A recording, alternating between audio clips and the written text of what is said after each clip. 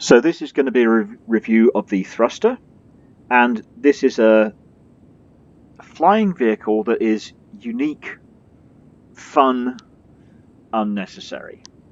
I've just come back from reviewing the Avenger, and you'll notice my Insurgent is not in its parking space because it's still sitting out in the big wide world out on the beach. But as soon as I take the thruster out, the Insurgent is going to get returned to storage.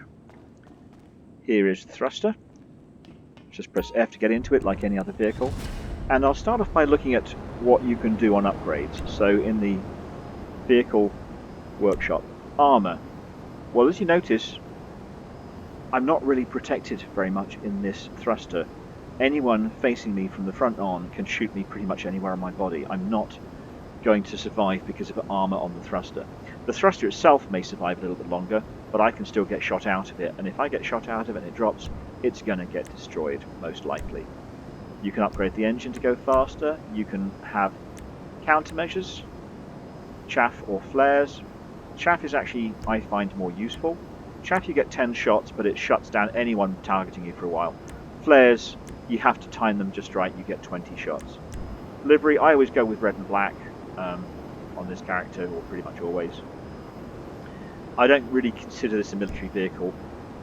It is a weaponized vehicle, but it's kind of an odd one. Of course, we've got tracking and coverage. Weapons, I've gone with missiles. It's almost impossible to shoot anything with the miniguns, so you're going to want missiles. And thrust, you can add the JATO. I'm not entirely sure what that stands for, but it's basically boosts your vertical takeoff initially from the ground.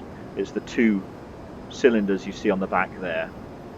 If you don't pay for that, you don't get that extra bonus of taking off a little bit quicker. Jet assisted takeoff, that's what it stands for. Okay, so you've got various things you can put onto your thruster. You'll get a discount on this if you've completed all of the Doomsday heists, and only if you've completed all the Doomsday heists. I forget the exact price on it, but we're talking a couple of million, I think. And that's before you put any extra upgrades on it. Now, I think it's a fun vehicle. It's half a helicopter and half an oppressor. It behaves like a helicopter in that it's going to maintain its height reasonably well. It will drop slowly to the ground. These legs go up when you do the takeoff, and you're going to have to put them down again. They don't seem to affect anything else. If you don't put them down again and you land, they will go down automatically. So I don't really know why they even move, but they do. Because I've already taken off, I can't use the thruster, it's just putting the legs go up and down. And you'll see there's my missile targeting reticule. I can turn the missiles to just non-homing. If there's someone around and I'm trying to not appear threatening, I might do that so they don't hear me locking onto them.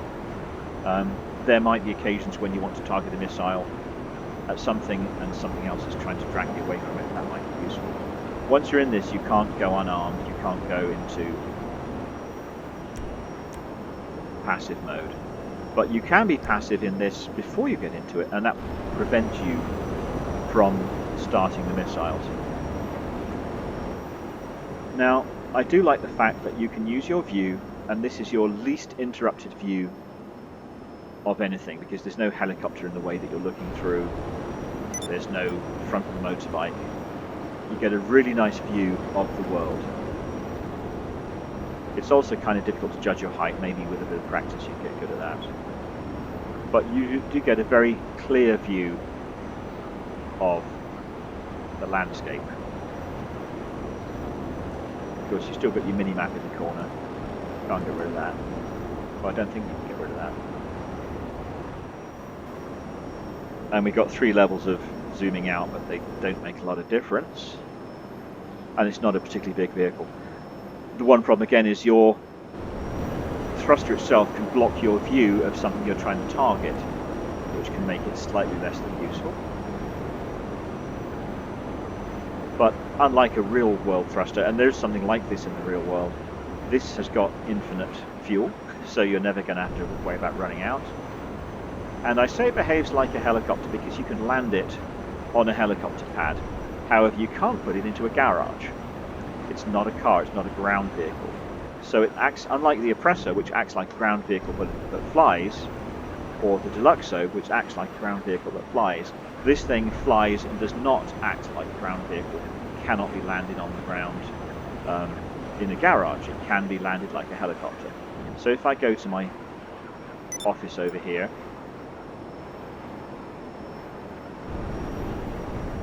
when I get to the helicopter pad,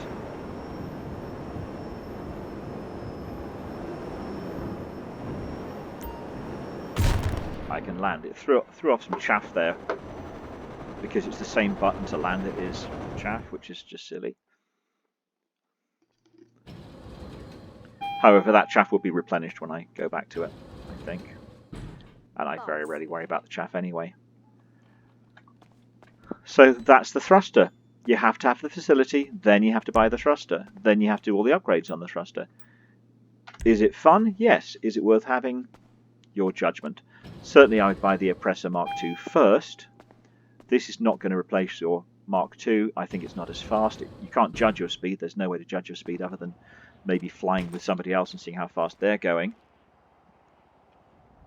But it's kind of fun to have, and I do use it occasionally as an alternative to the Oppressor or a helicopter. Generally speaking, I might start in this thing and then fairly rapidly find that I've replenished it with something else, and the other thing gets the job done just as well. You're very exposed to being shot at from the front. If you're being chased by an Oppressor or somebody else with missiles, supposedly the jets on the back of this will blow the missiles up before they get to you. I've had reason to discover that just once in many months of play, and the next missile did get me because I can't turn around and shoot at the guy without turning around, so I can't defend myself. All I can do is wait until he runs out of missiles. So, a fun vehicle for getting around. Maybe it's your thing, maybe you'll find this is your favourite vehicle in the whole game, and I do see people very occasionally using them, but the Oppressor Mark II is much easier to use, and you see those a lot more frequently. Okay, that is my review on the thruster.